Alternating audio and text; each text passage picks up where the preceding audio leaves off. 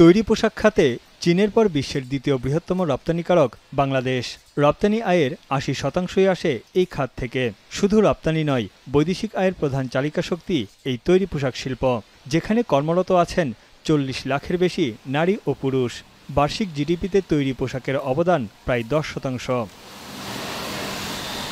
সম্প্রতি মার্কিন president Donald Trump Bangladeshi পণ্যের উপর ৩৫% শুল্ক আরোপের ঘোষণা দিয়েছেন। এতে সবচেয়ে বেশি হুমকির মুখে পড়তে যাচ্ছে তৈরি পোশাক শিল্প। চাকরি হারানোর শঙ্কায় পড়েছে বহু কর্মী। এছাড়া রপ্তানি বাজারে ক্রয়াদেশ কমে যাওয়ার শঙ্কায় আছেন মালিকরা। এতে অস্থিরতা দেখা দিতে পারে তৈরি পোশাক শিল্পে। নতুন আরোপিত শুল্ক নিয়ে আলোচনার পথও খোলা রেখেছে ট্রাম্প প্রশাসন।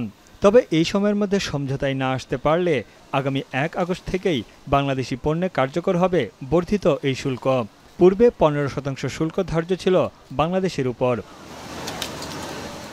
গার্মেন্টস মালিকরা বলছেন, হাতে সময় খুবই কম। এর মধ্যে যুক্তরাষ্ট্রের সঙ্গে কার্যকর কোনো সমঝোতায় না পৌঁছাতে পারলে অস্থির হয়ে উঠবে গার্মেন্টস শিল্প। It's I think big sad news for us. If we cannot improve it within the next 3 weeks, I think the Trump administration gave the deadline the 1st of August, and he hinted that there is still scope to renegotiate the whole thing. বাংলাদেশের তৈরি পোশাক খাতের একক বড় ক্রেতা যুক্তরাষ্ট্র। এই শুল্ক আরোপের ফলে শুধু রপ্তানি নয়, অন্যান্য খাতেও বিরূপ প্রভাব পড়বে বলে মনে করেন বিজিএমইএ এর সাবেক এই পরিচালক।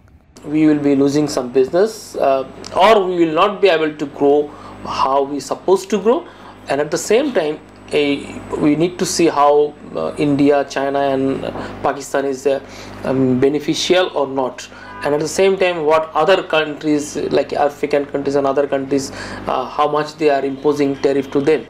যদি ট্রাম্পের প্রস্তাবিত শুল্ক হার কার্যকর হয়, তাহলে দেশের অনেক তৈরি পোশাক কারখানা বন্ধ হয়ে যাবে। বিনিয়োগ হারিয়ে নিঃস্ব হয়ে যেতে পারেন অনেক ব্যবসায়ী। এমন আশঙ্কার কথাও জানিয়েছেন পোশাক কারখানার এই মালিক। We are going through multiple challenges. So if everything comes and kind of falls on us all at one time, I don't think we're going to be in a very good position at all. And it takes time for if every garment factory owner wanted to now shift to the European market or a newer market, that takes time. বিশেষজ্ঞরা বলছেন, প্রতিযোগী দেশগুলোর উপর কী হারে শুল্ক আরোপ হয় তার উপর নির্ভর করবে বাংলাদেশের উপর কেমন প্রভাব পড়বে। রয়টার্স বলছে, কিছু পরিমাণ শুল্ক বাড়লেও পোশাক খাতে ব্যাপক কর্মী ছাঁটাই হতে পারে।